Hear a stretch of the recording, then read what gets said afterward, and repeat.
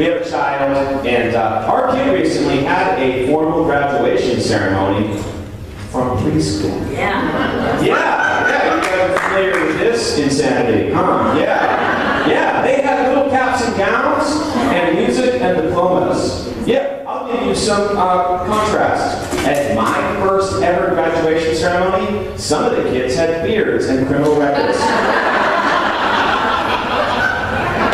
A couple of them had kids.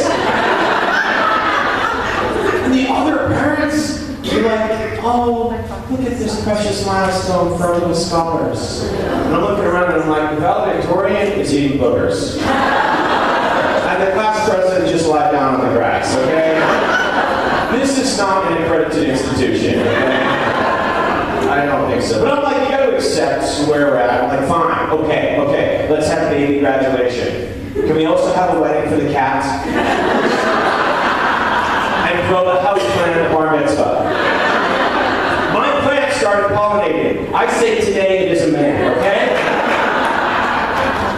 And we were first kind of expecting, like really early, and okay, my wife and I were like older parents, older first-time parents, right? We just got into that game late, and it was awesome. But people tried to be really nice to us and say, oh, it's going to be a little bit easier for you guys as you come into it with age and experience. I'm like, I don't think that's how a baby works. Because my kid is screaming at me and smashing me in the head. I don't know if I can mellow them out with my REM cassettes. And stories about Ronald Reagan.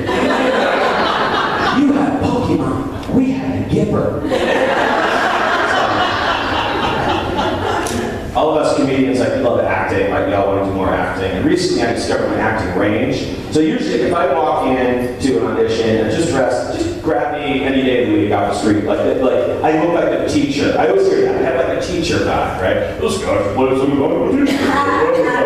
because I think I give off. I can give off that vibe, right? Like, you know, disrespect and underpaid. You know what I'm saying? But you can't do it, so you can't do that. So you can't do it. If I do this is called an adjustment, right? This might blow your minds. Check this out.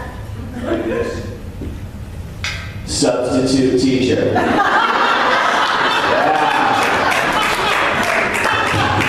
Somebody put me in a movie, okay? Thank you. I'm available. I go to a gym, and that's not even the funny part of the joke, actually. Just, and you know, it's a good experience overall. This is my least favorite part, is I'm in the locker room and I have to see these ripped, shredded muscle guys.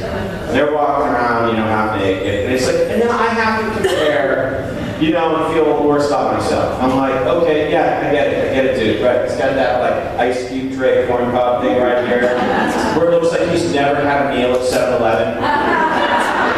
After midnight, you know what I mean? Like, oh, Mr. Healthy, whatever. Guy's got arms like he's been building the pyramids by hand. Whereas shirtless, I look like I have a very muscular turkey implanted under my abdomen.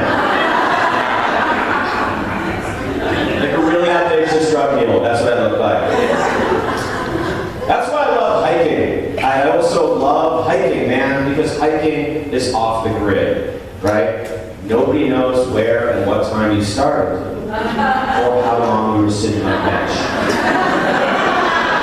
And no other hiker ever walks up next to you during your hike and goes, hey bro, mind if I give you a pointer on your hike? No!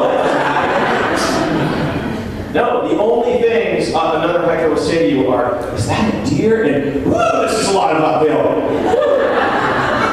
That's it. The hiker's just afraid of you. The statistical measure of hiking is so different from other sports. I love that. Think about it. It's like, yeah, I shot 72, 300 par. I benched 285. I'm like, I saw 5 butterflies. And a baby garden snake.